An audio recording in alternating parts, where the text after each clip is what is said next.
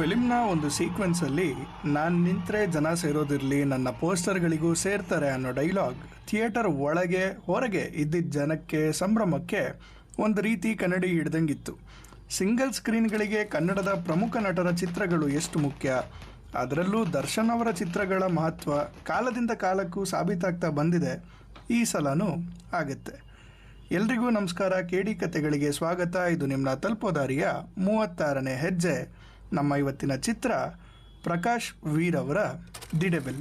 ಅನಂತ ನಂಬಿಯಾರ್ ಒಬ್ಬ IAS ಅಧಿಕಾರಿ. ತನ್ನ ಬುದ್ಧಿವಂತಿಕೆಯಿಂದ ಕರುನಾಡು ಎಂಬ ಪಕ್ಷವನ್ನು ಹಲವಾರು ವರ್ಷಗಳಿಂದ ಕೈ ಹಿಡಿದು ನಡೆಸ್ಕೊಂಡು ಬಂದಿರ್ತಾನೆ. ರಾಜಶೇಖರ್ CM ಕುರ್ಚಿಯಿಂದ ಇಳಿದ ಮೇಲೆ ಅದೇ ಕುರ್ಚಿಗೆ ನಡೆಯುವಂಥ ಒಂದು ಪೊಲಿಟಿಕಲ್ ಡ್ರಾಮಾ ಈ ಚಿತ್ರದ ಪ್ಲಾಟ್.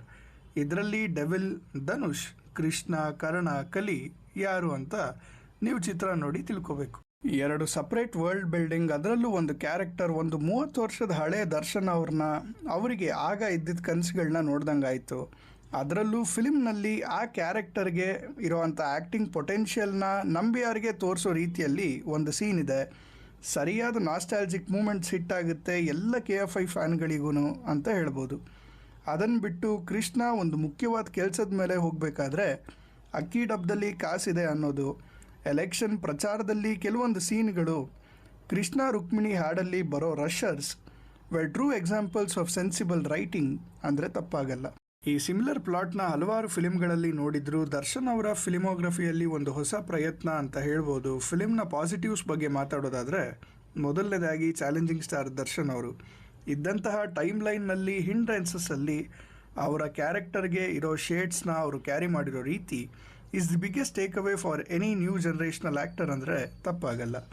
ಈ ಚಿತ್ರದ ಮೇಲೆ, ಚಿತ್ರತಂಡದ ಮೇಲೆ ಅವರು ಇಟ್ಟಿರೋ ನಂಬಿಕೆ ಚಿತ್ರದಲ್ಲಿ ಪ್ರಚಾರಗಳಲ್ಲಿ ಕಾಣುತ್ತೆ. ಎರಡೂ ಶೇಡ್ಗಳಿಗೆ, ಕ್ಯಾರೆಕ್ಟರ್ಗಳಿಗೆ ಜೀವ ತುಂಬಿದ್ದಾರೆ. ಇನ್ನು ನೆಗೆಟಿವ್ಸ್ ವಿಷಯಕ್ಕೆ ಬಂದರೆ, ಚಿತ್ರ ತಿರುಗೋದು ಕೋರ್ ಕ್ಯಾರೆಕ್ಟರ್ಸ್ಗಳಾಗಿರುವಂತಹ ರಾಜಶೇಖರ್, ನಂಬಿಯರ್, ಧನುಷ್ ಹಾಗೆ ಕೃಷ್ಣನ ಪಾತ್ರಗಳ ಮೇಲೆ. ನಾಲ್ಕೂ ಇನ್ನೂ ಎಕ್ಸ್ಪ್ಲೋರ್ ಮಾಡ್ಬೋದಾಗಿದ್ದಂತಹ ಕ್ಯಾರೆಕ್ಟರ್ಗಳೇನೆ. ಇಲ್ಲಿ ನನಗೆ ಅನಿಸಿದ major miss was the casting of Rajashekar. Dubbing in sync ಕಾಣಿಸ್ಲಿಲ್ಲ. One of the major characters, main characters majority of the ಪೋರ್ಷನ್ಸ್ನಲ್ಲಿ ಆಫ್ ಟ್ರ್ಯಾಕ್ ಕಾಣಿಸ್ತು.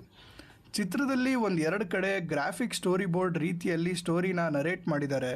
I think it was due to the time constraints. Convince ಆಗಲಿಲ್ಲ ಅಂದರೂ confuse ಅಂತೂ ಮಾಡಲಿಲ್ಲ. ದರ್ಶನ್ ಅವರದೇ ರಾಬರ್ಟ್ನಲ್ಲಿ ಬರುವಂಥ animation strip in 2021 was more convincing. ಇನ್ನು ಸಾಂಗ್ಸ್, BGM ಬಗ್ಗೆ ಮಾತಾಡೋದಕ್ಕಿಂತ ಮುಂಚೆ, ಥಿಯೇಟರಿಂದ ಹೊರಬಂದಾಗ ನನ್ನ ತಲೆಯಲ್ಲಿ ಕಾನ್ಸ್ಟೆಂಟಾಗಿ ಓಡ್ತಾ ಇದ್ದಿದ್ದ ವಿಷಯ, ಈ ಚಿತ್ರದಲ್ಲಿ ಇರೋ ಪ್ಲಾಟ್ಗಿಂತ ಥಿನ್ನರ್ ಪ್ಲಾಟ್ಸ್ನ ಎಂಗೇಜಿಂಗ್ ಆಗಿ ತೋರಿಸಿರೋದು ನಾವೆಲ್ಲ ನೋಡಿದ್ದೀವಿ.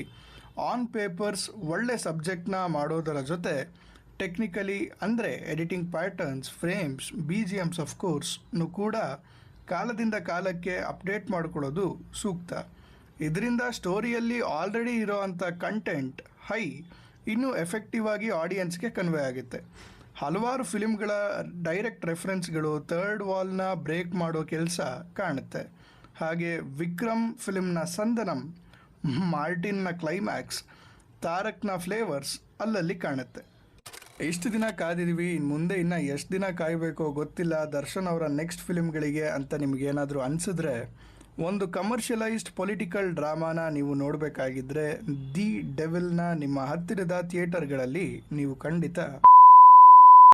ಇದಾಗಿತ್ತು ಇವತ್ತಿನ ವಿಡಿಯೋ. ಇಷ್ಟ ಆದಲ್ಲಿ ಸಬ್ಸ್ಕ್ರೈಬ್ ಮಾಡಿಕೊಂಡು ಶೇರ್ ಮಾಡಿ, ಸಪೋರ್ಟ್ ಮಾಡಿ. ಮತ್ತೆ ಸಿಗೋಣ ಮುಂದಿನ ವಿಡಿಯೋದಲ್ಲಿ.